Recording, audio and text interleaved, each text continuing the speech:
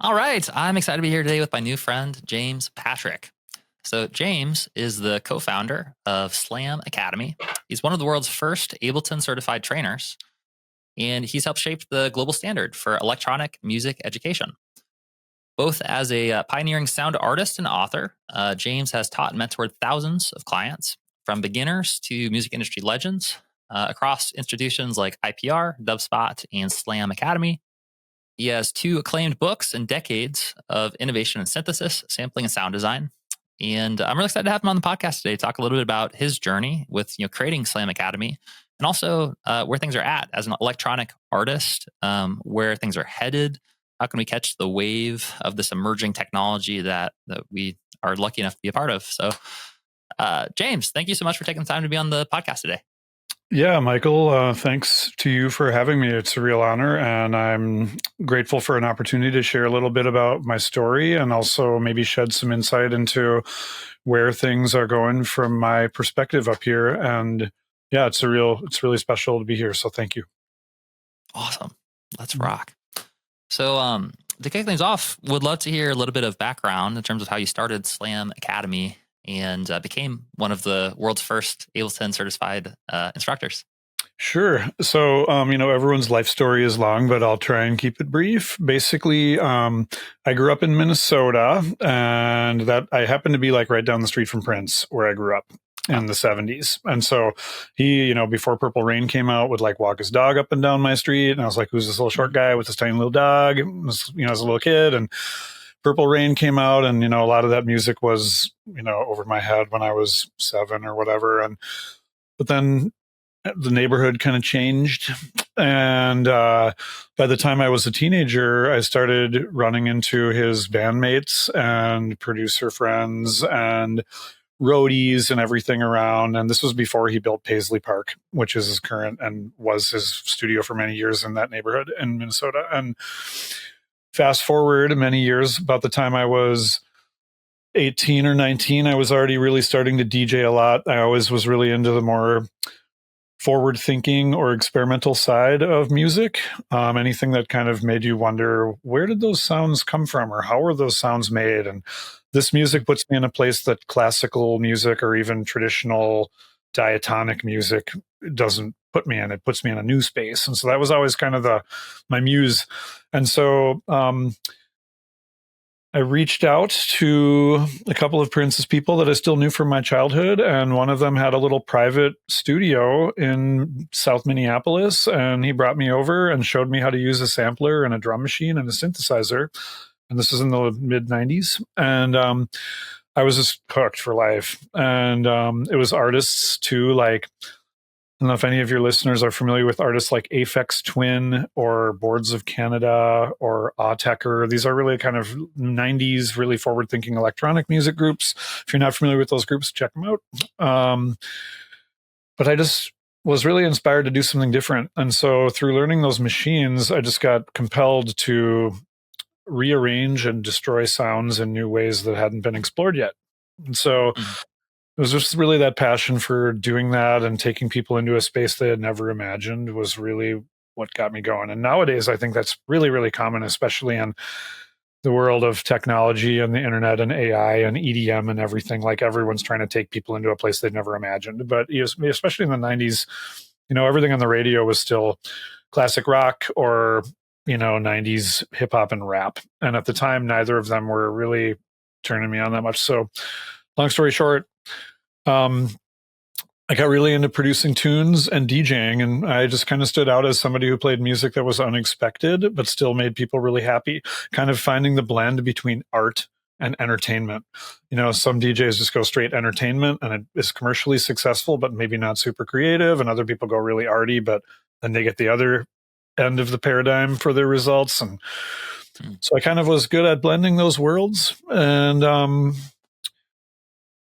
and then after doing that for a really long time, I ended up just becoming a DJ and producer as my career. And I just did that most of my life. And to lead it up to Slam Academy, after working for a variety of different studios or schools, just as staff, and kind of just to be around the equipment and to make music with the professional gear that I couldn't afford. Eventually, I also was working in record shops. I became a partner in a record store, a small record store in Minneapolis, because I just needed to be on the like main nerve of the sound signal flow coming from Germany and Europe and everything through the record stores, because that's how music was distributed a long time ago. Eventually I decided just to leave that industry and pursue education, like formal education, formal training myself. And so Prince's bass player, recording engineer, mix engineer, and live sound engineer had all came together in the late 90s and started a music school in Minneapolis, a recording and production school. They didn't teach instrumentation. They taught studio technology, cutting tape and using a console and all that engineering junk. And so I wasn't interested in recording bands, but I knew I wanted to get closer to sound. And so I went through the program and was valedictorian, and they hired me immediately. And this was right around the year 2000 when Ableton as a software was just being introduced to the public. And I had a mentor who told me, you got to get into this Ableton thing. They should be teaching Ableton at that school. By the way, the school was called the Institute of Production and Recording, which is the school that you mentioned earlier, Michael. So fast forward just a little while, when Ableton 2 was out around 2002, I ordered 45 copies of it for our studios, and got a call the next day from somebody in Germany. It was like, there must be an error on your order. Nobody has ever ordered 45 copies of this software. And so I was like, hey, nice to meet you. You ever heard of Prince? We're here trying to teach people how to make music. And we quickly developed a very special relationship, and they started flying out. And through that relationship over the next 5 years, I helped develop the Ableton Certified Trainer program, which was basically, at the time, Pro Tools certification was really, really big. I don't know if it still is or not. I have no idea. But Pro Tools certification was like an end user product. So Pro Tools was selling for $3,000 to $10,000 these certificates that people who use Pro Tools could put on their wall and hopefully get a job as an audio editor or a mix engineer or whatever. But Ableton wanted to do a different approach. They're more of an artist-driven software, so they wanted to certify their instructors. And I was like one of the early on set instructors. And so I helped develop that program, and it was really cool. And so that's how I became basically the first Ableton certified trainer in the world, along with like 2 other people. And that was a really big boon for my life and my career, because here we are 25 years later, and I still work daily with Ableton in Germany. And I'm really proud to be a part of that organization. And they are, again, still an artist-driven company. And I consider myself more of an artist than anything else. And so I gravitate towards people who feel that way. And most people who are gravitated towards me are also just trying to express the sound ideas that they have inside of themselves. And so Ableton has become the tool worldwide to do that. And so through that software and through incorporating things like modular synthesis and like the Ableton Push, if anyone out there is familiar with that, these are hands-on, tactile, interactive devices that allow people to touch sound in new ways and open up a more expressive pathway between the ideas that people have in their mind and their actual output. So that has been wonderful. So to finish it off, about 15 years ago, an old friend of mine who has a PhD in music, unlike myself, said, we should join forces and start a school. And I said, that's a crazy idea. Let's do it. And so we started Slam Academy. And now I've been the sole proprietor for a while there, and it's been wonderful. And we are an advanced, forward-thinking electronic music school. We cater to all genres and all styles. We have singer-songwriters and everything, but our primary focus is we are an Ableton Certified Training Center, one of the only places in the world that can say that. And so we really push the good word of helping people channel their creative vision and joy into their life, and allow that to be significant and to love, their experience as humans through sound. So that's the long story. That's actually the short story, but it still was pretty long. Thanks for listening. That's awesome. Thank you for sharing. I love hearing stories like this. It's very, very interesting to hear too. I actually didn't know that Prince had his roots in Minnesota, Minneapolis. But How dare living you on, not know that? I know it's like sacrilegious. If you ask a Minnesotan that, they would say every human in the world knows that very, very well. And if you ask anyone not from Minnesota, they're like, from where? But we're all real proud of that. He was definitely a real leader. Spreading the good word, spreading the good word. So now, now everyone knows. Well, not everyone. Everyone that's listening to this right now, remember and don't forget. This is your duty. You're the light that must spread the good word.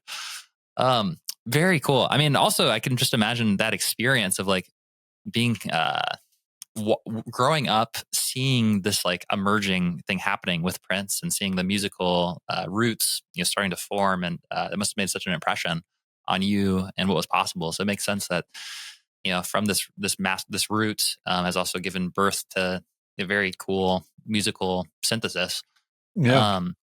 Also awesome to hear just how big of a part you are in the genesis of Ableton and their instructor programs. I know I've personally, Ableton was my main DAW.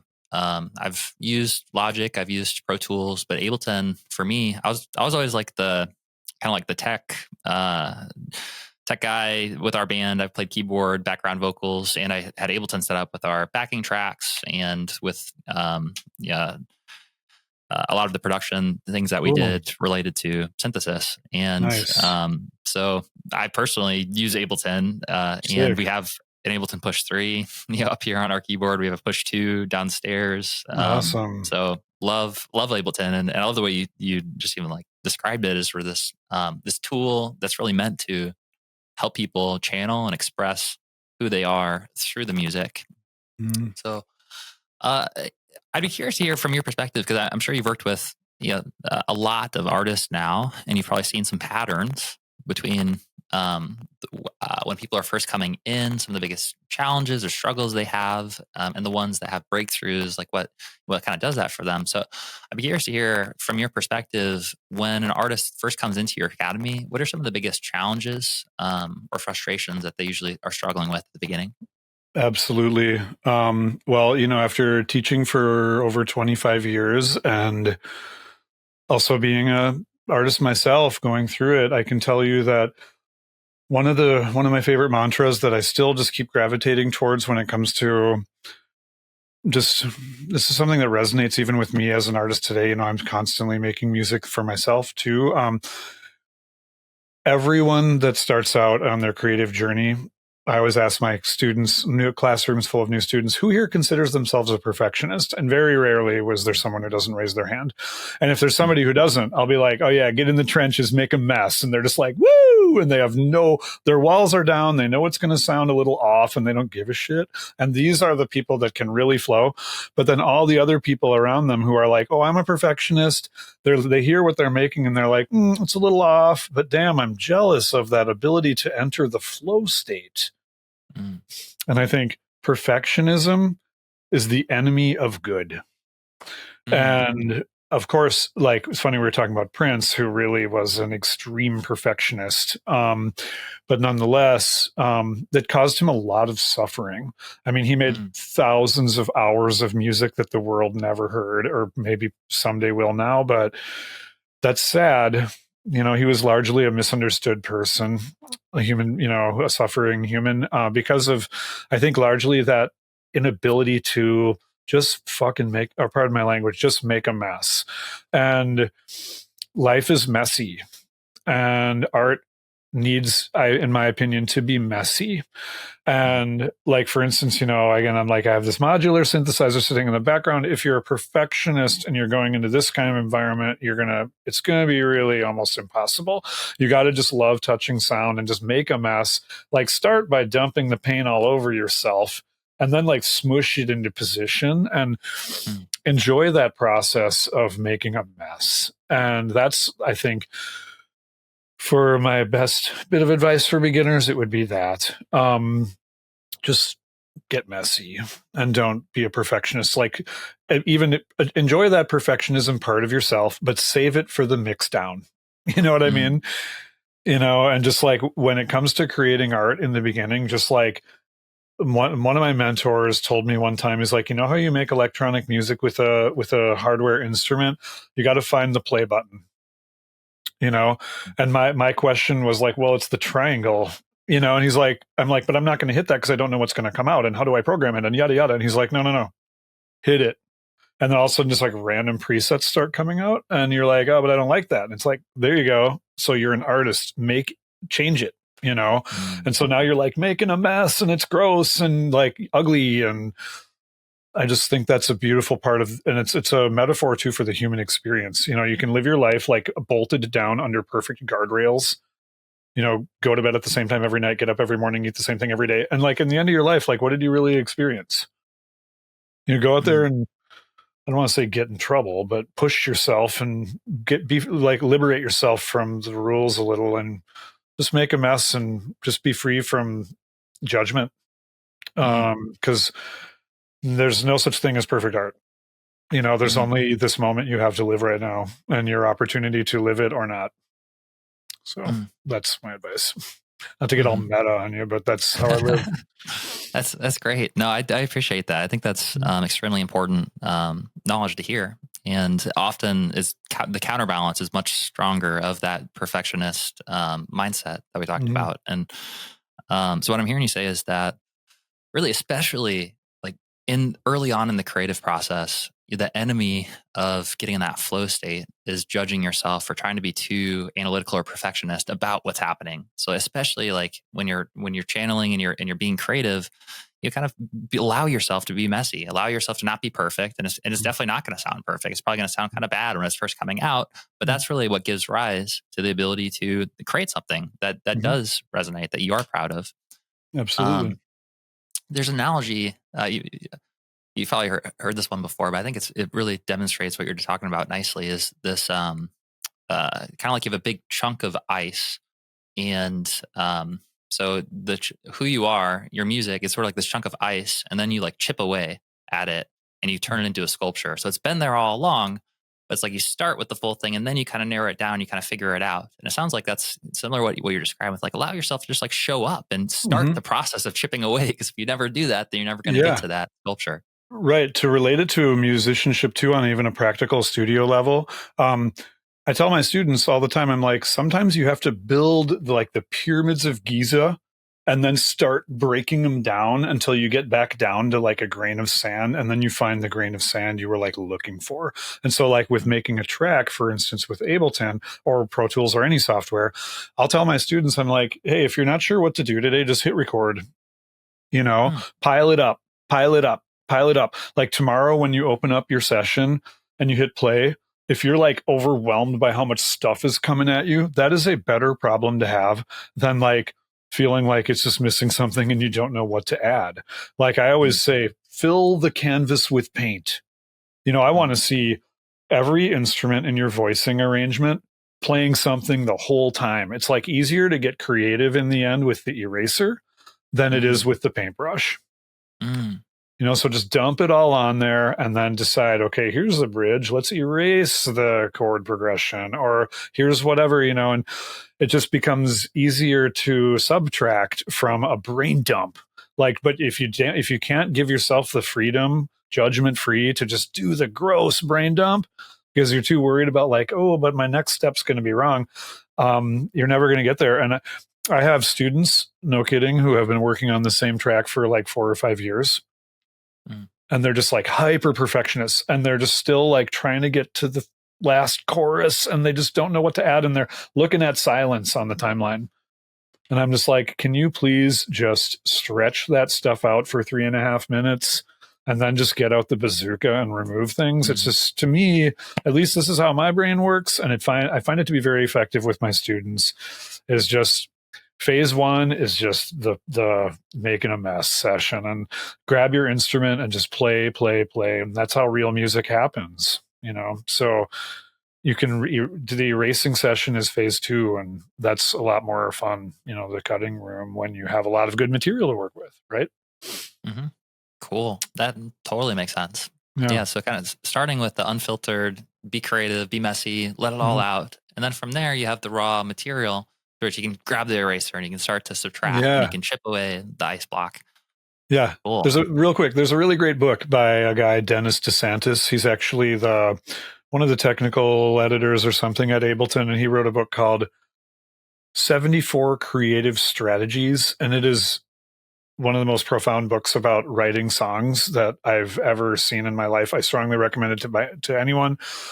74 Creative Strategies by Dennis DeSantis. And one of the 2-page chapters is called Write Drunk, Edit Sober. And it's just a kind of metaphor. But I mean, basically the idea is get in there first when it's time to create and get loose, cut reckless abandon, tape is cheap nowadays. Let it run and then come back the next day, on a fresh meal, coming home from the gym and with a vision, and get out the microscope, and that's, I love that workflow. I think that's lucid. That's so good. What was the phrase again? So write drunk, edit sober. Write drunk, edit sober. Nice. Yeah. Write with a W, right? Create while free intoxication, and then edit with clarity. Okay. So the takeaway is everyone should get wasted. And obviously, I hear what you're saying, Jim. It's just unrelax, let go, be messy, put it out, write drunk, and then come to it with a fresh, open mind, and then that's the point to edit it. Yeah, awesome. Yep. Curious to hear your perspective as someone who has been doing this for decades and really helped artists master the craft of channeling their musical creativity and expression and kind of having those different phases. It feels like right now we're kind of entering a new era of how, or maybe we could argue it's just part of the same era, but I'd love to hear your perspective with generative AI and music as it relates to creating songs. Now we have the ability to just type in, I want this kind of track, and then it will generate it. And oftentimes it's pretty amazing what it can generate in a few seconds, but it's also missing maybe some of the heart or soul. I would love to hear your perspective on these tools with AI, and how do you approach using new tools, whether it's AI or any new tools? Do you think that there's a difference between generative AI versus the other revolutions we've had in the past with music production, or what's your take on it? This is truly a humongous topic, and there's so many directions we could take this in the limited amount of time that we have, but I will just be selective about a few points that I'd like to make. First of all, is that music is a tool to bring people together and to enhance the human experience. A song that is made by a machine for a machine may be great as a standalone object, but until it does those initial things, like enhance relationships or actual human being experience, to me personally, it's just another algorithm that's ineffective, and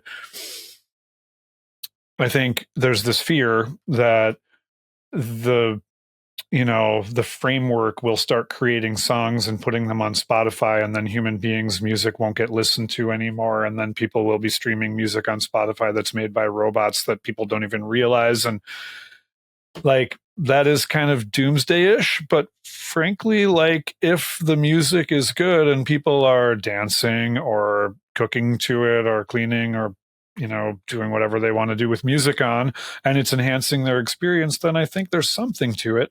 But as a creative person with sound, I love the act of creation itself. For instance, someone showed me the other day every producer needs a good vocalist, right? And so why not just sing your own bad voice and then upload it, and it sends it back sounding like Marvin Gaye. And it's not just effects on your voice. It's an entirely new timbre, a whole new person singing exactly the words you sang, but it sounds like a real person, and it's in 20 seconds. That's obviously, informed by quite a bit of heavy computing. And I'm wow, that's really powerful. But you know what one of my favorite things to do in my whole life is to coach a vocalist and sit with them and get the best performance out of them and watch them feel it and sing it And like, even if that AI generated vocal is amazing, that whole back to the purpose of all this is the human experience and interaction. Like, even if I could do that with a free upload and download, and it's harder for me to have the person over and adjust the microphone and the trim and all that, I'd rather, because I want the experience of doing it. And so from a producer's standpoint, the AI tools are very powerful, but I just love creating too much to hand that over. I want AI to do my laundry and my dishes and clean my floor and do all the stuff in my life I don't want to do, so I have more time to do this stuff. I'm not going to personally choose or use up environmental resources so I can hand over my most sacred activity of my life, which is being around other human beings and being creative. Now, from a listener's standpoint, I am too amazed by some of the music that these frameworks can generate. It's quite powerful and shocking, and I think in many ways better than the music I can make. And as far as entertainment purposes, but back to that whole art versus entertainment, I think music generally, like, as a creative person, we're always feeling compelled on this gradient between, like, am I making the art that's inside of myself, or am I trying to like produce entertainment for other people? And there's this push and pull all the time, and where we live on that spectrum can change from day to day. But but for the computer to do it, it's kind of just purely a tool for entertainment. I mean, maybe the computer is feeling artistic or not, but that's not, that's maybe a rhetorical question. Human beings feel artistic when they are allowed to express their ideas. And I don't want to necessarily accelerate the depletion of that experience from the life of any human being any faster than I have to, as powerful as it is. There, I'll leave it at that. That's great. It's a big topic. It's a very big topic, and it's obviously nuanced, and there's different, it's not necessarily black and white in every situation. But what I'm hearing you say is that what you appreciate about tools is when they allow you as the human and as the artist to be able to do more of the parts that you enjoy, that bring you life to your life. Yeah. And so if something is a tool that's allowing you to tap in more to that, and it's taking care of things like doing the dishes or even just like logistical stuff that you normally have to do, that's not the fun part, then you're for it. And the part that you feel like is not something that you'd like to accelerate or even lean into is sort of this, where it starts to replace some of those aspects of what actually brings you joy. So I think that makes a lot of sense. And one thing that this reminds me of is, I've heard that as this relates to things like playing chess. Technically, I don't know, like if you just had robots like playing chess, at this point, they'd be way better than humans, like competing against each other playing chess. But nobody's watching, chess, like just robot chess players playing chess against each other, because it would be kind of boring. But a lot of people still watch humans.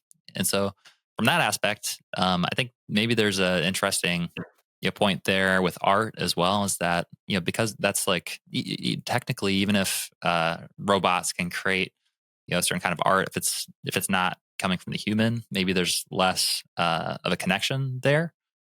But also, I mean, I wonder what your perspective would be on, we had Nolan Arbaugh on our podcast a few months ago. Nolan is the first human patient to have a Neuralink installed.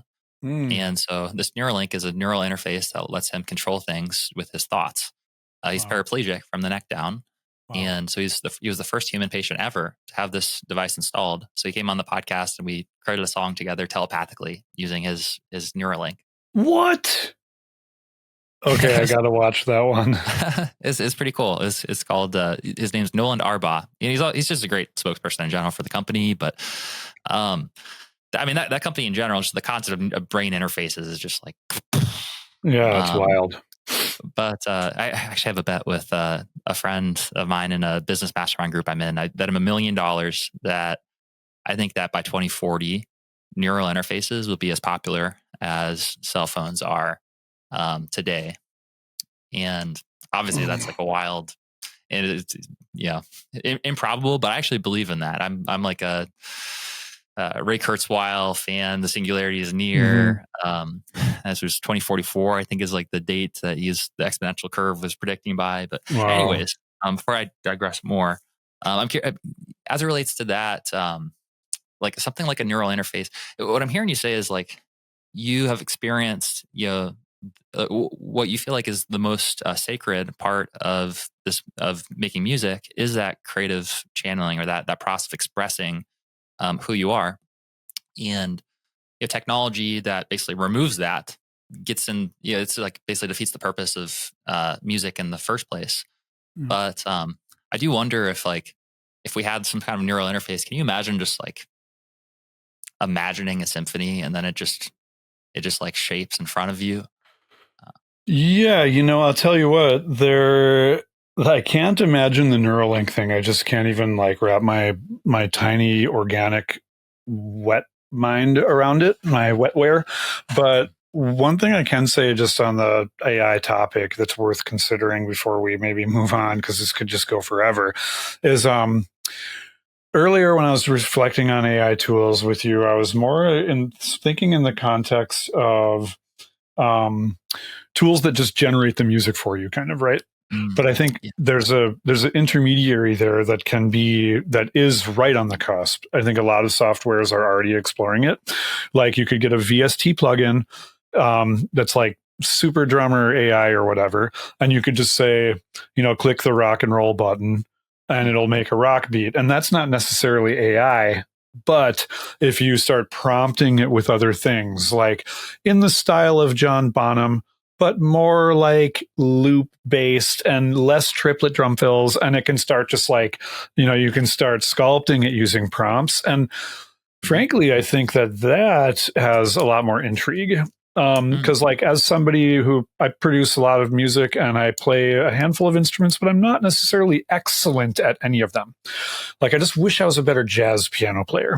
You know what I mean? And like I just love jazz chords, and I can do it okay, but I'm not great. And so I'd love to be able just to be like, okay, jazz chords, Robert Glasper, but a little more, and like start prompting and having it generate stuff. And that exists, that is out there. And that kind of stuff I think is really compelling. And if it's going to empower more people to make music, I say great.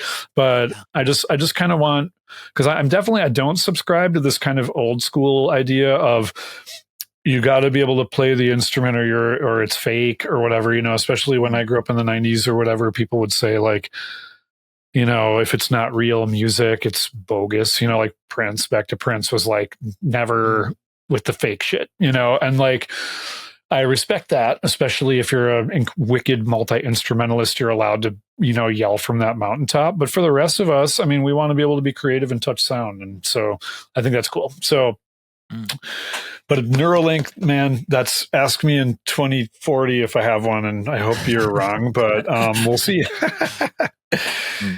Yeah. Awesome.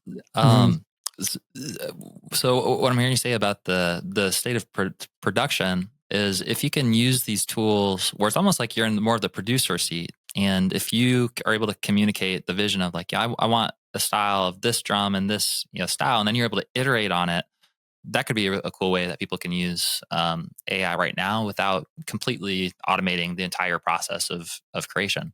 Yep. I'm really curious to hear your perspective on this, or if you have any like insight. I feel like they're probably working on it. If not, like it's already there in some capacity, but it definitely feels like the experience I've had using AI music tools for the most part is like Suno and udio.com, where it's like you're describing, it's like, oh, I want to write a song about my dog named Bob who is flying a kite. And it's like, a dog named Bob is flying a kite. Yeah. And it'll like create the song. I'm like, oh, that's cool. But it'll be like fully produced. And so I'm like, oh, that's like interesting.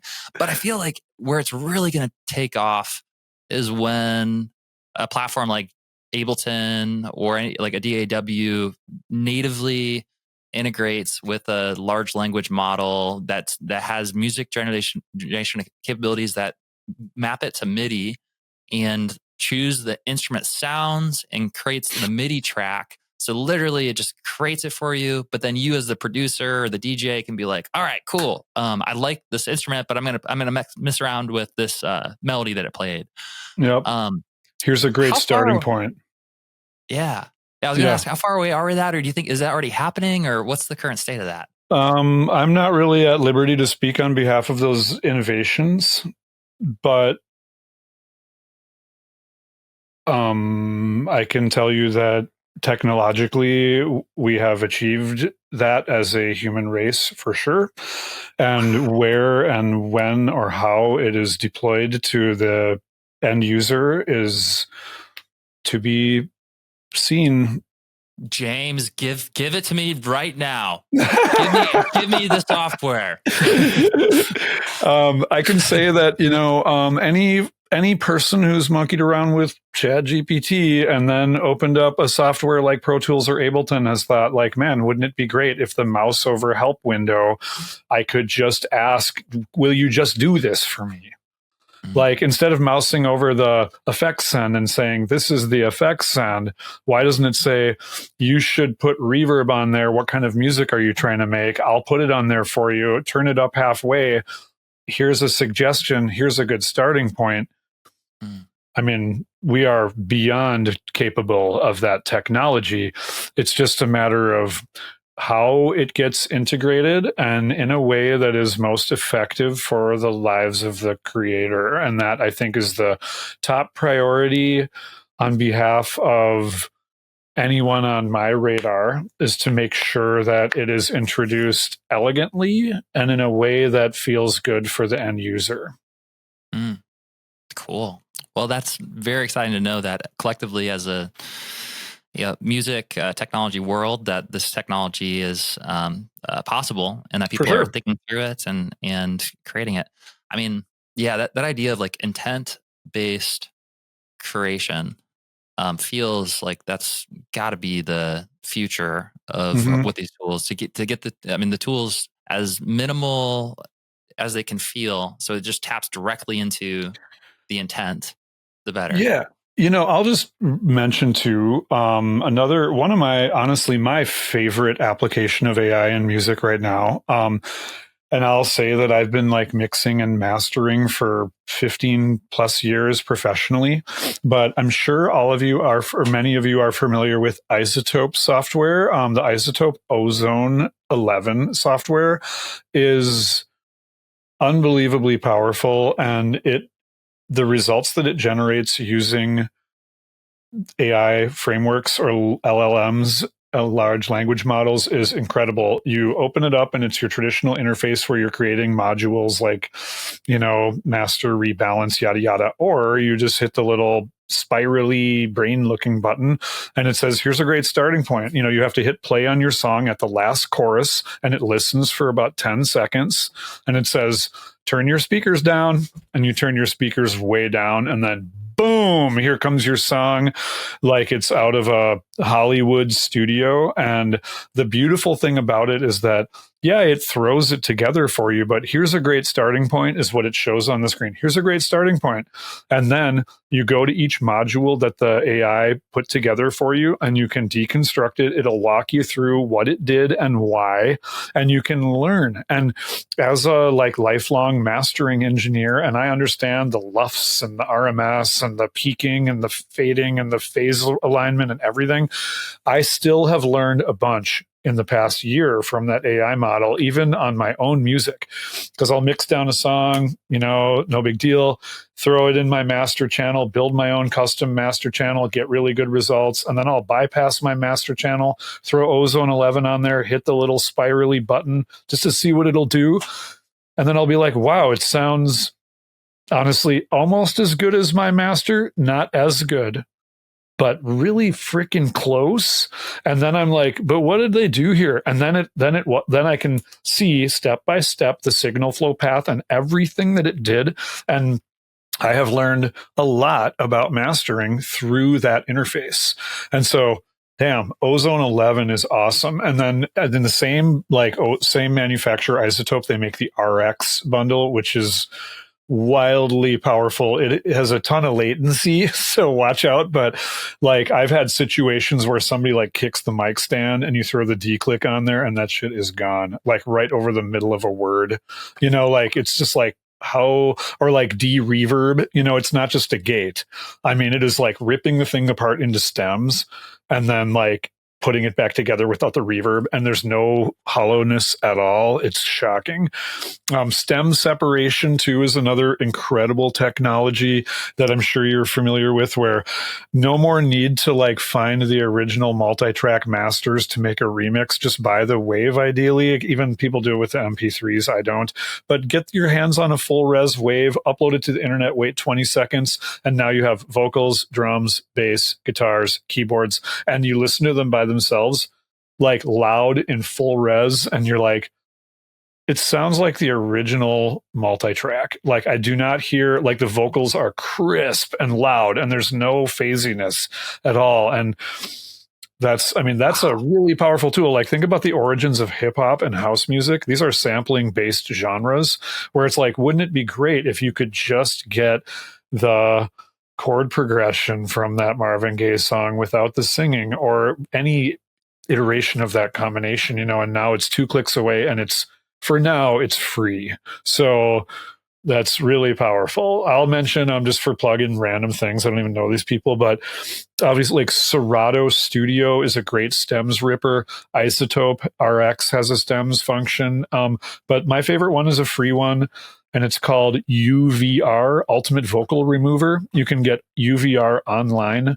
Just UVR online. If you Google that, it's a free one. You just start uploading waves, and bam, you're getting stems. And it's like, you feel like you're in the Star Trek Enterprise or whatever, not to date myself, but it's wild. And for making remixes and such, it's insanely powerful. So cool. Yeah, so those are some ways that I love the way AI works, because it enhances my creative experience, you know. Mm-hmm. Very cool. Man, what a time to be alive. Time to make music. Very cool. Wild. Well, James, really appreciate you coming on the podcast today to talk a little bit about your journey so far, and very exciting kind of seeing the current state and imagining where we can go to with or without a brain interface. But for anyone that's listening to this right now, would love to hear a little bit more about what you've created with Slam Academy. And if someone here is interested in, you know, being able to supercharge or turn up the dial on the quality of the music that they're creating, how can you help them? Absolutely. Thank you very much. So if you're a singer-songwriter, or if you're a musician that plays a singular instrument and you want to have full ensemble backing tracks and full arrangements, or of course, if you're somebody looking to learn more about electronic music production in general, which is used in every single genre nowadays, as you know, could have been said accurately 20 years ago.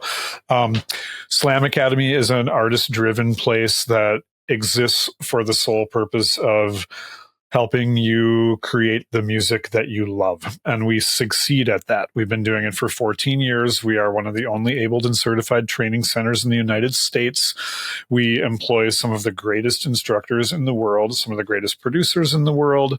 And we are also really disrupting the industry, because it's really, really affordable to go to Slam. If you want to have access to all of our materials, it's $100 a month.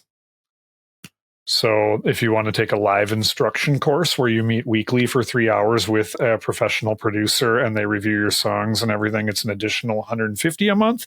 So max out of pocket is $250, which I have spent that much in like 2 hours going out to dinner, like easy. In fact, 1 hour going out to dinner. And this is a life-changing experience. All of our curriculum and our learning environment is very state-of-the-art and very snappy. And I'm really proud of everything we have to offer. And no one leaves disappointed. There is the industry of music education is constantly changing. 20 years ago, it was gold records on the wall and SSL consoles and Studer tape decks. 5 years ago, it was associate's degrees and IMAX. Those schools are closing too. The biggest one in the U.S. just closed last week. It's called Icon Collective. It's wonderful people running this school. Unfortunately, they're just being in LA and Hollywood and charging $40,000 a year. The model just does not work for people who just want to express themselves and create music. And so we're here to catch all of that demand and provide a wonderful experience for the cost of one nice dinner. And with that subscription, you end up having more than enough content to chew on every day of your life. So please check us out if you're out there and interested in learning more about that, especially if you're interested in using Ableton or you're already an Ableton user. Everyone in our squad is like hardcore Ableton users. Of course, we welcome you from any world of any DAW, especially in our mixing and mastering programs, sound design programs. You can use any DAW. But we have vocal production courses, songwriting. We have 20 different programs that all focus on the various facets of music, including music business. And we have a really exciting artist development mentorship program as well. So if you're in a position where you're already creating really cool music, but you're like not getting the reach you want, or maybe don't have people aren't hearing your story enough or understanding you to where you're captivating people and attracting an audience, the artist development mentorship course, it's like small format. You start with a vision board of the story you're trying to tell, and by the time you're done, you have a social media campaigns, release strategy, all the stuff that might not seem super fun to a creative musician person or music producer, but is essential in 2025. We're here to help you with every step along the way. So slamacademy.com if you want to check us out. Thanks for listening to my plug. Everything we do comes from the heart, and we're here to work with you and make sure you're living a righteous life. So let's do it. Awesome. Yeah. Thank you for sharing. And like always, we'll put all the links in the show notes for easy access. And it just makes me grateful to be around in a time where we have access to resources, like this, that can literally change your life without needing to be physically like in person. You can learn from literally decades of experience. It's pretty awesome. So thank you for coming on here to share some of that insight and experience with the community. Definitely recommend anyone that's looking to elevate their music production or quality to check out Slam Academy. And looking forward to connecting hopefully sometime here in the studio here in Orlando. James, I'd love to invite you to come hang out. I also have to take a moment for people out there who maybe don't have the time or schedule available to enroll in a low maintenance educational experience like Slam Academy, to also just consider going to Amazon. As much as I'm not a huge Amazon fan, you got to use it sometimes, and just search Ableton sound design. For instance, if you type those words into the search field, Ableton sound design, the top 2 hits will be my 2 most recent books, and they are all about creating your own original sounds using Ableton Live. And so they're very, very in-depth. They both come with a free online course at Slam Academy. So when you buy the book, you will become a member at Slam included, and you'll get over 50 workflows and downloadable presets and samples that are made throughout the duration of the book and the end of every chapter with each book. So this is a really high value package option too, as a really fun way to deepen your experiences with audio through the sound artist lens, especially if you're an Ableton user. So check that out. Cool. Very cool. Yeah, we'll put the links in the show notes for that as well. All cool. Right, perfect. James, thank you so much for being on the podcast today. My pleasure, Michael. Thanks for having me.